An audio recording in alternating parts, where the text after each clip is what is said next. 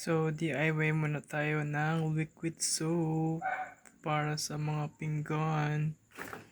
Okay, halo-halo lang tayo lagi. Lagi naman tayo naghahalo. Parang sa palamig lang ito. Bali, yung ginawa ko ay yung antibacteria ni Siksik premix. Bali, di na siya kailangan ng mga ibang ingredients kasi premix naman na siya. So, kailangan lang ng tubig and effort. Bali, nakagawa na ako ng kulay green, yung calamansi. If you can see here, I did yesterday. Ito. Bali, binibenta ko siya ng 21 pesos each. So, hindi ko siya nalagyan ng sticker kasi di ko alam kung nasaan yung sticker. Makagagawa na lang ako ng sticker for my own store kasi meron akong store ng sari-sari store dito sa amin. Okay, we'll just need to wait for it to diluted and ma-mix ng ma-mix. Ito. Pero sabi dun sa mismong mga napapanood ko dito ay i-mix lang siya and then wait lang ng 10 minutes before pwede na siyang ilagay sa mga boteng binili ko. Pero actually yung sisiksik, meron silang binigay na pouch. So, pero mas gusto ko yung nakabote para presentable. Tsaka pwede ko siyang i-rebrand if ever. Ito. Mas nakakatipid tayo dito sa ganito. Kasi sa mga branded. Well, pwede naman yung branded, mas okay yun. Pero mas okay pa din yung gumagawa tayo ng mga paraan para mas mapamura lalo ngayon sa napakataas ng mga bilihin. Actually, kung hindi ko siya pang benta, pwede siyang pambahayan. It can last for sa amin since dalawa lang kami sa bahay ng 3 months. Yan, 3 months sa pambahay. Pero good din to pang negosyo. Nakaka-add din siya sa mga inventory ko. Tsaka sa mga kita. Bali, binibenta ko siya ng 21 pesos each. Kasama na lahat ng capital, effort, and all. Which is, that's standard naman sa mga nagtitinda.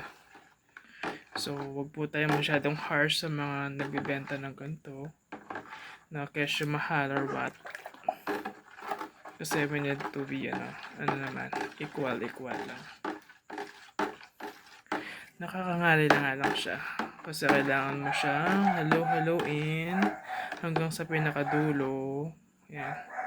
Kung nakikita nyo naman, nagtitikening na siya. So, pag ganyan, isa number one sign na nagiging na yung mixture natin. Nagiging soapy na. Ayan. At medyo talagang nahihirapan na akong halo.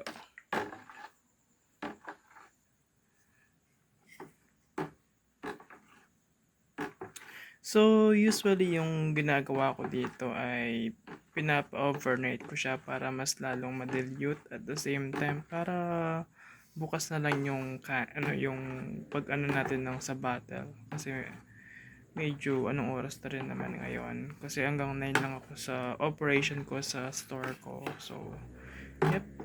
Hintayin na lang natin siya until tomorrow and then bukas papakita ko paano ko ginagawa yung pagbabattle. Well, it's easy din naman siya pero mas okay kung kompleto yung process. Ayan, medyo na siya. Ayan, medyo may konting pa rin naman siya. Buo-buo. Kaya kailangan mo natin siyang i-mix. Okay, maybe until tomorrow na lang. Halo-halo muna.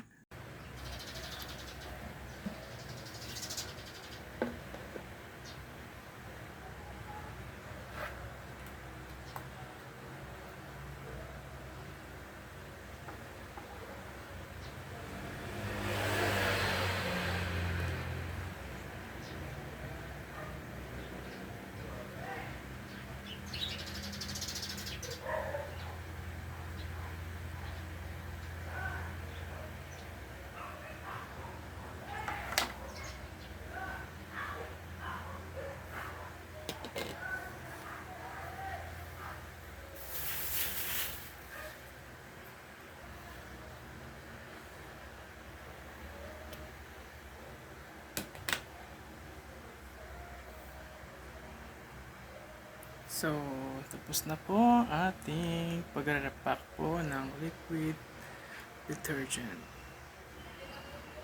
Na, binibenta ko po siya ng 21 pesos each bottle and 250 ml po tong bottle na to.